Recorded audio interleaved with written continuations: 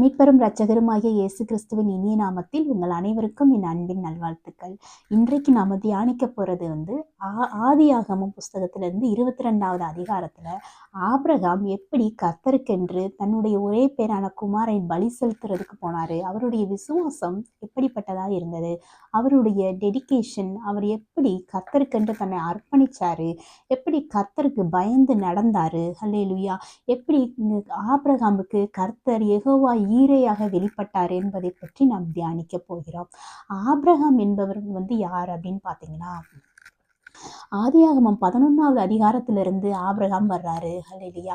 Abraham ஒரு விக்கிரக ஆராதனை கோட்டையிலிருந்து, ஒரு விக்கிரகத்தை வணங்குகிற ஒரு குடும்பத்திலிருந்து கர்த்தர் அவரை தெரிந்தெடுத்தார். கர்த்தருடைய அழைப்பு ஆபிரகாம் மேலே இருந்ததுனால கர்த்தர் ஆபிரகாமை அழைச்சு ஹல்லேலூயா ஆபிரகாமோட பேசினாரு. என்ன பேசினாரு என்றால், நீ உன் இனத்தையும் உன் ஜாதியையும் விட்டு உன் தகப்பன் வீட்டையும் விட்டு நான் சொல்லும் இந்த தேசத்துக்கு நீ போ அப்படின்னு சொன்னாரு. ஸோ கர்த்தருடைய அழைப்பு வந்த உடனே ஆபிரகாம் அந்த அழைப்புக்கு கீழ்ப்படிந்து போனாரு. அப்படிப்பட்ட ஆபிரகாமுக்கு கர்த்தர் ஒரு வாக்குத்தத்தத்தை கொடுத்திருக்கிறாரு. அநேக வார்த்தைகளை கொடுத்திருக்கிறாரு. அதுல ஒன்றுதான் அவருக்கு ஒரு குமாரனை தருவேன் என்று. அவருக்கு பிள்ளை இல்லாமல் இருந்துச்சு. பிள்ளை இல்லாம இருந்த ஆபிரகாமுக்கு ஒரு குமாரனை கொடுப்பேன் என்று அந்த வாக்குத்தத்தம் பார்த்தீங்கன்னா அவருக்கு கிடைச்சதுக்கு அப்புறம் கொஞ்ச நாள் டிலே ஆயிருச்சு. ஆனாலும் கர்த்தர் கொடுத்த வாக்குத்தத்தம் கரெக்டான நேரத்துல நிறைவேறிடுச்சு. அவருடைய 100வது வயது ஆகும்போது தனக்கு ஒரே குமாரனை கொடுத்து ஈசாக்கை கொடுத்தாரு. அவருடைய பேரு ஈசாக்கு. ஸோ கர்த்தர் ஆதியாகமம் 22ல நாம பார்க்கிறபடி ஆபிரகாமோட மகனை ஈசாக்க தகன பலியா கேட்டாரு. ஸோ ஆபிரகாமை சோதிக்கிறதுக்காக, ஆபிரகாமோட விசுவாசத்தை சோதிக்கிறதுக்காக கர்த்தர் தன்னுடைய ஒரே பேரான குமாரனை கேட்டாரு. அல்லேலூயா. அதையும் ஆபிரகாம் என்ன பண்ணாருன்னா கர்த்தருடைய வார்த்தைக்கு கீழ்ப்படிந்தாரு. கர்த்தருடைய வார்த்தைக்கு கீழ்ப்படிந்து அவர் எல்லா காரியங்களும் ஆயத்தப்படுத்தி கர்த்தர் எங்க சொன்னாரோ அதே இடத்துக்கு போய் தன்னுடைய மகனை பலியிட ஒப்பு கொடுத்தாரு. இதை பார்த்தீங்கன்னா நம்முடைய கர்த்தராகிய இயேசு கிறிஸ்து பாருங்க, பிதாவாகிய தேவன் கர்த்தராகிய இயேசு கிறிஸ்துவை நமக்காக ஒப்பு கொடுத்ததன் மூலம் சிலுவையில அவர் பாடுகளை சுமந்து நம்மளுடைய பாவங்களுக்காக அவர் மரித்து அடக்கம் பண்ணப்பட்டு 3ஆம் நாள்ல உயிரோடு எழுந்திருக்கிறாரு. இயேசு கிறிஸ்து நம்மளுடைய பாவங்களுக்காக மரிச்சாரு. ஹல்லேலூயா. ஸோ ஆபிரகாமோட வாழ்க்கையில பார்த்தீங்கன்னா இந்த விசுவாசத்தை பார்க்க முடியும். ஏசப்பா நமக்காக எப்படி மரித்தார் என்பதை நம் வேத வசனத்துல வாசிக்கிறோம். இதை கொண்டு நாம் இந்த நாட்கள்ல தியானிக்க போகிறோம். ஆதியாகமம் 22ல கர்த்தர் ஆபிரகாம்கிட்ட சொல்றாரு, உன் புத்திரனும் உன் ஏகசுதனும் உன் நேசகுமாரனுமாகிய ஈசாக்கை நீ இப்பொழுது அழைத்து கொண்டு மோரியா தேசத்துக்கு போய் அங்கே நான் உனக்கு குறிக்கும் மலையின் ஒன்றின் மேல் அவனை தகன பலியாக இடு என்றார். நல்லா யோசிச்சு பாருங்க. கர்த்தர் உங்களிடத்துல பிரியமா இருக்கிற ஏதோ ஒரு பொருளை, நீங்க நேசிக்கிற யாரையோ, நீங்க நேசிக்கிற பொருளையோ, நேசிக்கிற இடத்தையோ, நேசிக்கிற ஏதோ ஒரு காரியங்களையோ, ஹல்லேலூயா, உங்களுக்கு அது ரொம்ப இம்பார்ட்டண்டா, ரொம்ப ப்ரெசியஸா தோணலாம். ஆனாலும் கர்த்தர் அதை கேட்கும்போது நாம் கொடுக்க ரெடியா இருக்கிறோமா? ஆபிரகாமோட வாழ்க்கையில நாம் கற்றுக்கொள்ள வேண்டும். ஆபிரகாம் கொடுக்கறதுக்கு ரெடியா இருந்தாரு. ஸோ ஆபிரகாம் கர்த்தர் கொடுத்த ஆசீர்வாதத்தை விட கர்த்தரை அதிகமா நேசித்தபடியினால அவர் சொன்ன வார்த்தைக்கு கீழ்ப்படிந்து அவர் தன்னுடைய ஒரே பேரான குமாரனை ஒப்பு கொடுத்தாரு. ஹல்லேலூயா. ஏசு கிறிஸ்துவும் ஹல்லேலூயா ஹல்லேலூயா இதே மாதிரி தான் நம்மளுடைய பாவங்களுக்காக மரித்து 3ஆம் நாள்ல உயிரோடு எழுந்தார். ஸோ ஆபிரகாம் இங்க பார்க்கும்போது அதிகாலையிலே எழுந்திருச்சுறாரு. அதிகாலையில எழுந்திருக்கும் போது பார்த்தீங்கன்னா ஆபிரகாம் தேவனை எந்த அளவுக்கு நேசிச்சிருக்காருன்றது இதுல இருந்து நம்மளுக்கு தெரிய வருது. ஸோ அந்த மாதிரியான நேசத்தை நாமும் ஆபிரகாம் இடத்திலிருந்து கற்றுக்கொள்ள வேண்டும். பிகாஸ் ஆண்டவருடைய சித்தத்தை செய்யறதற்கு அவர் ரெடியா இருந்தாரு. எந்த நேரத்திலையும் எந்த கர்த்தருடைய வார்த்தை வெளிவந்த முன்னாடி அதிகாலமே எழுந்திருக்கிற ஒரு பழக்கம் இருந்து கர்த்தருடைய வார்த்தைக்கு கீழ்ப்படியணுன்ற அந்த ஒரு ஒபீடியன்ஸ் ஆபிரகாம்கிட்ட இருந்தனாலதான் தன்னுடைய ஒரே பேரான குமாரனை கொண்டு பலி செலுத்துறதுக்கு எல்லாவித ஆயத்தத்தையும் பண்ணினாரு. தன்னோடு கூட 2 வேலைக்காரர்களை கூட்டிக் கொண்டு அல்ல தகன பலிக்கான எல்லா கட்டைகளையும் எடுத்துக்கொண்டு கழுதையின் மேல சேணம் வைத்துக்கொண்டு பிரயாணப்பட்டு போறாங்க. தன்னுடைய ஒரே பேரான குமாரனையும் அழைத்துக்கொண்டு பிரயாணம் பண்ணி போறாங்க. பிரயாணம் பண்ணி போகும்போது 3ஆம் நாள்ல கர்த்தர் குறித்திருக்கிற அந்த இடத்த கண்டுபிடிச்சு அந்த இடத்துல போய் வந்து சேர்றாங்க. ஹல்லேலூயா! ஆபிரகாமோட விசுவாசம் எப்படிப்பட்டது பாருங்க. ஹல்லேலூயா! ஹல்லேலூயா! கர்த்தர் கேட்டவனே குடுக்குற அந்த ஒரு இருதயம் ஆபிரகாமுக்கு இருந்தது. பலி செலுத்துற அந்த ஒரு இருதயம் ஆபிரகாமுக்கு இருந்தது. இங்க பார்த்தீங்கன்னா, ஆபிரகாம் எல்லாத்தையும் ஆயத்தப்படுத்துறதுக்கு முன்னாடி கர்த்தர் ஆபிரகாமுக்காக ஒரு ஆட்டுக்கடாவை ஆயத்தம் பண்ணி வைத்திருந்தார். ஹல்லேலூயா! இந்த இடத்துல நாம் பார்க்கும்போது, ஆபிரகாமுக்கு கர்த்தர் வந்து யெகோவா ஈரேயாக வெளிப்பட்டிருக்கிறார். யெகோவா ஈரே என்றால் கர்த்தருடைய பர்வதத்தில் பார்த்துக் கொள்ளப்படும். கர்த்தர் நம்மளுடைய தேவைகளை எல்லாம் சந்திப்பார். நமக்கு என்ன தேவையோ இந்த உலகத்துல, அந்த தேவைகளை எல்லாம் நீங்கள் கர்த்தரை விசுவாசிக்கும்போது, அவர் நம்மளுடைய தேவைகளை சந்திக்கிறவராக இருக்கிறார். நமக்கு எந்த நேரத்துல என்ன தேவைப்படுது? என்ன நம்மளுக்குரிய தேவைகள் என்ன என்பதை கர்த்தர் அறிந்தவராக இருக்கிறார். ஆபிரகாம் தகன பலிக்கு தன்னுடைய ஒரே பேரான குமாரனை கொண்டு செல்லும்போது, கர்த்தர் ஆல்ரெடி ஆயத்தம் பண்ணி வச்சுட்டாரு அவருக்கான தகன பலியை. அல்லேலூயா! ஸ்தோத்திரம். ஒரு வசனத்தை கூட நாம் வாசிப்போம். ஆதியாகமம் 22 5வது வசனத்தை பார்த்தீங்கன்னா, அப்பொழுது ஆபிரகாம் தன் வேலைக்காரரை நோக்கி, நீங்கள் ஒரு கழுதையை நிறுத்தி இங்கே காத்திருங்கள். நானும் என் பிள்ளையாண்டானும் அவ்விடம் மட்டும் போய் தொழுது கொண்டு உங்களிடத்தில் திரும்பி வருவோம் என்றான். ஆபிரகாமோட விசுவாசத்தை பாருங்க. வேலைக்காரர்ட்ட சொல்றாரு, நீங்க இங்கேயே காத்துருங்க. நானும் பிள்ளையாண்டானும் போய் கர்த்தரை தொழுது கொண்டு திரும்பி நாங்க அந்த இடத்துக்கு வருவோம். அப்படின்ற ஒரு விசுவாசம் இருந்துச்சு. விசுவாசம் பார்த்தீங்கன்னா, ஆபிரகாமோட விசுவாசம் பெருசு. விசுவாசத்த பத்தி வேத வசனம் நம்மளுக்கு என்ன சொல்லுறதுன்னா, விசுவாசம் என்பது நம்பப்படுகிறவைகளின் உறுதியும், காணப்படாதவைகளின் நிச்சயமுமாய் இருக்கிறது என்று. காணாத காரியத்தை குறித்து ஆபிரகாமுக்கு ஒரு விசுவாசம் இருந்துச்சு. அல்லேலூயா! நம்மளுடைய இந்த உலகத்துல பார்த்தீங்கன்னா, ஒரு பொண்ணு நம்ம அணிகிற அந்த நம்மளுடைய நகைகள், இந்த பொண்ணெல்லாம் பார்த்தீங்கன்னா, அதில அக்கினினால சோதிக்கப்படும். அது அக்கினியால சோதிக்கப்பட்டு தான் அது வந்து வெளிவரும். அதே மாரி நம்மளுடைய விலையேற பெற்ற விசுவாசமும், ஹல்லேலூயா! சோதிக்கப்பட்ட பின் அது பொன்னாக விளங்கும். ஹல்லேலூயா! கர்த்தராகிய இயேசு கிறிஸ்து வரும்போது அந்த விசுவாசத்திற்கு புகழ்ச்சியும், மகிமையும், கனமும் உண்டாகும் என்று வேதவசனம் சொல்கிறது. ஆபிரகாமோட விசுவாசமும் அப்படித்தான். அல்லேலூயா! ஆபிரகாம் தன்னுடைய ஒரே பேரான குமாரனை பலி செலுத்த கிளம்புவது போல, கர்த்தராகிய இயேசு கிறிஸ்துவின் சரீரம் வந்து ஒரே தரம் நமக்காக பலியிடப்பட்டிருக்கு. அதன் மூலமாக அவருடைய சித்தத்தின்படி நாம் எல்லாரும் பரிசுத்தமாக்கப்பட்டிருக்கிறோம். அப்படின்னு வேதவசனம் சொல்கிறது. அல்லேலூயா! அடுத்து பார்த்தீங்கன்னா, ஆபிரகாம் இந்த தகன பலிக்கு கட்டைகளை எடுத்து தன் குமாரனாகிய ஈசாக்கின் மேல் வைத்து, தன் கையிலே நெருப்பையும் கத்தியையும் எடுத்துக்கொண்டான். இருவரும் கூடி போனார்கள். அப்படி போகும்போது பார்த்தீங்கன்னா, வேலைக்காரர்கள அங்கேயே நிப்பாட்டி வச்சுட்டு, ஆபிரகாமும் ஈசாக்கும் மாத்திரம் வந்து பலி செலுத்துறதுக்கு போறாங்க.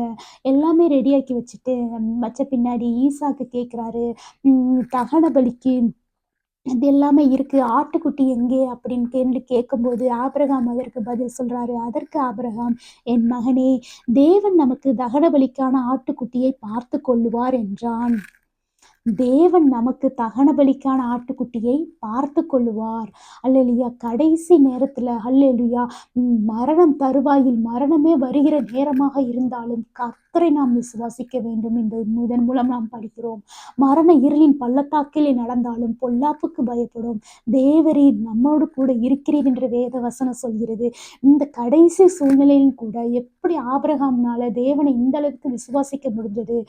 ஒரு நேசிக்கிற ஒருத்தர நம்ம நம்ம வந்து ஒருத்தருக்காக ரொம்ப வந்து பாசமா இருக்கிற ஒருத்தர்ட்ட மட்டும் தான் இந்த மாதிரியான நம்ம இருக்க முடியும். அந்த மாதிரியான உறவுல இருக்க முடியும். ஆபிரகாமோட கர்த்தரோட உறவு வந்து அப்படிப்பட்டமான உறவோட இருந்துச்சு. அப்புறம் பார்த்தீங்கன்னா, அந்த தே ஆபிரகாம் வந்து தேவன் அவனுக்கு சொல்லியிருந்த இடத்திற்கு வந்தார்கள். அங்கே ஆபிரகாம் ஒரு பலிபீடத்தை உண்டாக்கி, கட்டைகளை அடுக்கி, தன் குமாரனாகிய ஈசாக்கை கட்டி, அந்த பலிபீடத்தில் அடுக்கிய கட்டைகளின் மேல் அவனை கிடத்தினான். பாருங்க, அந்த ஈசாக்கு அவங்க ஆபிரகாமோட பையன் பார்த்தீங்கன்னா, ஒரு 15 வயசு தான் இருக்கும். அந்த பையன் வந்து தன்னுடைய தகப்பன் போற இடத்துக்கெல்லாம் போறாரு.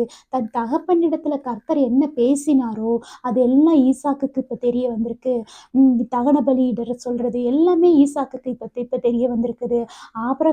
ஈசாக்க பலியிட செலுத்த போதும் தெரிய வந்துருச்சு. ஸோ அவர் வந்து தன்னுடைய தகப்பனோட நடக்கும்போது, தகப்பனோட உள்ள குணநலன்கள, தகப்பனோட உள்ள விசுவாசத்தையும் அவர் ஃபாலோ பண்ணி, ஈசாக்கு ஒரு அமைதியாக, தகப்பனுக்கு கீழ்ப்படிந்த பிள்ளையாக போயிருக்கிறாரு. அவருடைய இருதயம் எப்படி இருந்திருக்கும் பார்த்தீங்க. ஹல்லேலூயா! இதே மாரி தான் நம்மளுடைய தேவன், பிதாவாகிய தேவன், இந்த குறை பேரான குமாரனாகிய இயேசு கிறிஸ்துவ பலியிட சொல்லும்போது பார்த்தீங்கன்னா, நம்முடைய இயேசு கிறிஸ்து ஒபே பண்ணி, அவருடைய சித்தத்துக்கு கீழ்ப்படிந்து இந்த பூமியில மனுஷனாக வந்து, அல்லேலூயா நம்மளுடைய எல்லா கஷ்டத்தையும், நம்மளுடைய எல்லா விதமான ரோகங்களை எல்லாமே அவர் அனுபவிச்சாரு. அல்லேலூயா அந்த உலகத்துல வந்து எல்லா பாடுகளையும், எல்லா உபத்திரவங்களையும் அனுபவிச்ச ஒரு மனுஷனாக இருந்து அனுபவித்து, அல்லேலூயா பிதாவாகிய தேவனுடைய சித்தம் நிறைவேற்றுவதற்காக தன்னை ஒப்புக் கொடுத்தாரு. அல்லேலூயா ஸ்தோத்திரம். ஸோ ஆதியாகமம் 22 10வது அதிகாரத்தில பார்த்தீங்கன்னா, ஆபிரகாம் தன் குமாரனை வெட்டும்படி தன் கையை நீட்டி கத்தியை எடுத்தான். கடைசியாக வந்து எல்லாமே அ ஆபிரகாம் வந்து பண்ணிட்டாரு. கத்திய எடுக்குறாரு. அப்ப வரைக்கும் கர்த்தர் வந்து பார்த்துக்கொள்ளுவார் அப்படின்ற ஒரு முழு நிச்சயத்தோட, ஒரு முழு விசுவாசத்தோட, ஹல்லேலூயா ஒரு முழு அர்ப்பணிப்போடு இறங்குறார் ஆபிரகாம். ஹல்லேலூயா இந்த மாரி தான் நம் கர்த்தரை விசுவாசிக்கும்போது, கர்த்தரிடத்தில் நாம் இருக்கும்போது ஒரு முழு அர்ப்பணிப்போடு, முழு விசுவாசத்தோடு, கடைசி செகண்டா இருந்தாலும் கூட கர்த்தர் நமக்காக இறங்குவார். கர்த்தர் நமக்காக பேசுவார் என்ற விசுவாசம் உங்களில் இருக்க வேண்டும். இந்த இந்த வேத வசனத்தின் மூலம் நாம் தியானிக்கிறோம். பார்த்தீங்கன்னா, கர்த்தர் நமக்காக பேசுவார். எந்த ஒரு காரியங்களா இருந்தாலும், மனுஷர்கள் உங்களுக்கு பேசலையா? மனுஷர்கள் உங்களுக்கு உதவி செய்யலையா? மனுஷர்களோட சப்போர்ட் இல்லையா? கர்த்தருடைய வார்த்தை வரும்போது, ஹல்லேலூயா எல்லா சூழ்நிலைகளும் உங்களுக்கு மாறுதலாக முடியும். ஹல்லேலூயா. அப்பொழுது கர்த்தருடைய தூதனானவர் வானத்திலிருந்து ஆபிரகாமே, ஆபிரகாமே என்று கூப்பிட்டார். அவன் இதோ அடியேன் என்றான். அப்பொழுது அவர், பிள்ளையாண்டானே பிள்ளையாண்டான் மேல் உன் கையைப் போடாதே. அவனுக்கு ஒன்றும் செய்யாதே. நீ அவனை உன் புத்திரன் என்றும் உன் ஏகசுதன் என்றும் பாராமல் எனக்காக ஒப்புக்கொடுத்தபடியினால் நீ தேவனுக்கு பயப்படுகிறவன் என்று இப்பொழுது அறிந்திருக்கிறேன். ஆண்டவருக்கு தெரிய வந்துருச்சு. ஆபிரகாம் வந்து கர்த்தருக்கு பயந்திருக்கிற ஒரு மனுஷன் வந்து அப்படின்னு தெரிய வந்துருச்சு. ஏன்னா, தன்னுடைய ஒரே பேரான குமாரனை கடைசி வரைக்கும் அவருடைய விசுவாசம் போகாம, அவருடைய டெடிகேஷன்ல இருந்து மாறாம, அவருடைய அர்ப்பணிப்புல இருந்து மாறாம, அல்லேலூயா கர்த்தருக்கு பயப்படுகிற அந்த பயத்தோடு வந்து பலி செலுத்த வந்ததுமே கர்த்தர் அறிந்து கொண்டார். இவன் தேவனுக்கு பயப்படுகிற மனுஷன் என்று. ஏன்னா, கர்த்தருடைய வார்த்தை வந்தவுடனே அதற்கு கீழ்ப்படுகிறான் பார்த்தீங்களா? அந்த இடத்திலேயே கர்த்தர் அறிந்து கொண்டார். கடைசி நிமிஷம் வரும்போதுமே கர்த்தர் எனக்காக யெகோவா ஈரே இருந்து தேவைகளை சந்திப்பார். கர்த்தருடைய பர்வதத்தில் பார்த்து கொள்ளப்படும் தகன பலிக்கான ஆட்டுக்குட்டியை கர்த்தர் பார்த்துக் கொள்வார் என்று கடைசி நிமிஷம் வரைக்கும் ஒரு உறுதியான ஒரு ஆழமான விசுவாசத்தை ஆபிரகாம் வைத்தது நிமித்தம் ஹல்லேலூயா கர்த்தர் வந்து அவருடைய கர்த்தருக்கு பயப்படுகிற பயத்தை ஆபிரகாமிடத்திலிருந்து கண்டுகொண்டு கர்த்தர் பேசினார். இப்பொழுது நீ பிள்ளையாண்டான் மேல் கை போடாதே அப்படின்னு வந்து இதே மாதிரி தான் எல்லாவித சூழ்நிலைகளையும் நீங்கள் கர்த்தருக்காக நிற்கும்போது, கர்த்தர் மேல விசுவாசம் வைக்கும்போது, அல்லேலூயா அவர் உங்களுக்காக பேச வேண்டிய இடங்களில் உங்களுக்காக பேசுவார். பேச வேண்டிய மனுஷர்களிடத்தில் உங்களுக்காக பேசுவார். அல்லேலூயா ஸ்தோத்திரம். அப்புறம் பார்த்தீங்கன்னா, ஆபிரகாம் தன் கண்களை ஏறெடுத்து திரும்ப பார்க்குறாரு. கர்த்தருடைய வார்த்தை வந்ததுக்கப்புறம் கண்களை ஏறெடுத்து பார்க்குறாரு. கண்களை ஏறெடுத்து பார்க்கும்போது, பின்னாக தன் கொம்புகள் சிக்கிக் கொண்டிருக்கிற ஒரு ஆட்டுக்கடாவை கண்டான். ஸோ அந்த ஆட்டுக்கடாவை பார்க்கிறாரு. ஆபிரகாம் நினைச்ச மாரி, ஆபிரகாம் சொன்ன மாரியே, ஆபிரகாம் விசுவாசித்தது மாரியே, தகன பலிக்கான ஆட்டுக்குட்டியை கர்த்தர் பார்த்துக் கொள்வார் என்று சொன்ன மாரியே, அல்லேலூயா கர்த்தர் ஆயத்தம் பண்ணி வச்சிருக்கிற அந்த ஆட்டுக்கடாவை அந்த ஆட்டுக்குட்டி ஹல்லேலூயா ஆபிரகாம் கண்களை ஏறெடுத்து பார்க்கும்போது அது தெரிந்தது. ஸோ அந்த ஆட்டுக்குட்டியை எடுத்துக்கொண்டு தகன பலியாக ஆபிரகாம் கொடுக்கிறாரு. ஹல்லேலூயா. ஸோ இதன் மூலம் கர்த்தர் வந்து ஆபிரகாமோட அந்த கர்த்தருக்கு பயப்படுகிற பயத்தை வந்து கண்டுகொண்டாரு. ஹல்லேலூயா கண்டுகொண்டாரு. ஆபிரகாமோட விசுவாசத்தை கண்டுகொண்டாரு. அல்லேலூயா! இதன் மூலம் நாம் கற்றுக்கொள்ள வேண்டிய பாடம் வந்து ஆபிரகாமோட விசுவாசமும், அவருடைய அர்ப்பணிப்பும், அவருடைய அல்லேலூயா! அவருடைய கீழ்ப்படிதலும் எவ்வளவா இருக்கிறது என்பதை நாம் இதிலிருந்து நாம் பார்க்கிறோம். அப்புறம் பார்த்தீங்கன்னா, ஆபிரகாம் அந்த இடத்துக்கு யெகோவா ஈரே என்று பெயரிட்டான். அதனாலே கர்த்தருடைய பர்வதத்தில் பார்த்துக் கொள்ளப்படும் என்று இந்நாள் வரைக்கும் சொல்லப்பட்டு வருகிறது. ஸோ ஆபிரகாமோட விசுவாசம் பெரியது. இதே மாரி இது இது இந்த ஆதியாகமம் 22:15 பார்த்தீங்கன்னா, கர்த்தருடைய தூதனானவர் திரும்ப மறுபடியும் ஆபிரகாமுக்கு வானத்திலிருந்து கூப்பிடுறாரு. கூப்பிட்ட உடனே ஆபிரகாம ஆசீர்வதிக்கிறாரு. அ எப்படி ஆசீர்வதிக்கிறார்ன்னு பார்த்தீங்கன்னா, "நீ உன் புத்திரன் என்றும், உன் ஏகசுதன் என்றும் பாராமல் அவனை ஒப்புக்கொடுத்து இந்த காரியத்தை செய்தபடியால், நான் உன்னை ஆசீர்வதிக்கவே ஆசீர்வதித்து, உன் சந்ததியை வானத்து நட்சத்திரங்களைப் போலவும், கடற்கரை மணலைப் போலவும் பெருகப் பண்ணுவேன்." இப்படின்னு சொல்றாரு. "உன் சந்ததியார் தங்கள் சத்துருக்களின் வாசல்களை சுதந்தரித்துக் கொள்வார்கள்" என்ற ஆசீர்வாதத்தை கொடுக்கிறாரு. பார்த்தீங்கன்னா, "என் சொல்லுக்கு நீ கீழ்ப்படிந்திருந்தபடியால், உன் சந்ததிக்குள் பூமியில் உள்ள சகல ஜாதிகளும் ஆசீர்வதிக்கப்படும்." எவ்வளோ பெரிய ஆசீர்வாதத்த ஆபிரகாம் கர்த்தரிடத்திலிருந்து பெற்றுக்கொள்கிறாரு. ஒரே மனுஷனின் நிமித்தமாக, ஒரு மனுஷனுடைய விசுவாசத்தின் நிமித்தமாக, தன் கர்த்தர் பேரில் எப்படி பயபக்தியா இருக்கிறான், கர்த்தர் பேரில் எப்படி பயந்து கர்த்தருக்கு எப்படி பயந்து நடக்கிறோம் என்பதை காண்பித்ததின் நிமித்தம், அல்லேலூயா! காண்பித்ததின் நிமித்தம், ஒப்புக் கொடுத்ததின் நிமித்தம், கீழ்ப்படிதலின் நிமித்தம், அல்லேலூயா! கர்த்தர் கொடுக்கிற ஆசீர்வாதத்தை பாருங்க. அல்லேலூயா! இதன் மூலம் நாம் கற்றுக்கொள்ள வேண்டியும், தேவன் உங்களை ஆசீர்வதிக்க வேண்டுமா? தேவனே இறங்கி உங்களிடத்தில் பேச வேண்டுமா? கர்த்தருக்கு கீழ்ப்படியுங்க. கர்த்தருக்காக அல்லேலூயா! கர்த்தர் கேட்கிற காரியங்கள கர்த்தருக்கு விருப்பமான பொருட்கள எதா இருந்தாலும் கர்த்தருக்காக நீங்க அர்ப்பணிக்கிறதுக்கு ரெடியாக இருக்கணும். அல்லேலூயா!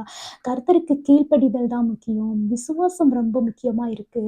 ஆபிரகாமின் விசுவாசத்தை நாம் பார்க்கும்போது, இதிலிருந்து நாம் அநேக பாடங்களை நாம் கற்றுக்கொண்டிருக்கிறோம். அல்லேலூயா! இதன் மூலம் தேவன் உங்களை ஆசீர்வதிப்பாராக. அல்லேலூயா! ஸ்தோத்திரம்.